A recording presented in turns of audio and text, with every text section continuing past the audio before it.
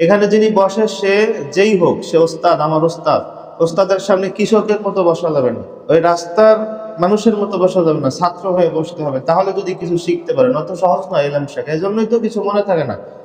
বছরে 52টা জুম্মায় 52টা খুতবা হয়।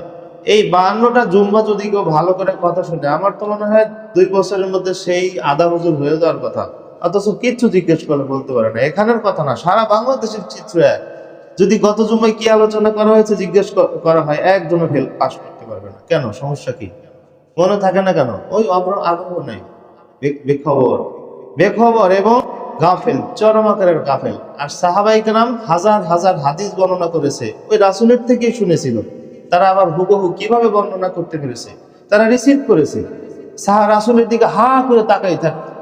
আমরা হলাম জমিদার, বিশাল বড় জমিদার, বিশাল বড় ওস্তাদ, আসলে জানি না ঘোড়ার ডিম। আমরা অহংকারী, এজন্য আমরা কিছু শিখতে পারি না। আপনাদেরকে বলতেছি না এই কথা, কিন্তু এই মানে অনলাইনে যায়, একজন মানুষ দেখুক, 2জন মানুষ দেখে আপনারা ঠিক আছেন, সেই 2জন মানুষ হেদায়েত হোক, আপনাদেরকে বলতেছি না। তো এই জন্য শুধু আপনাদেরকে বলতেছি এখানে তা না, এই পুরা দেশের চিত্র এই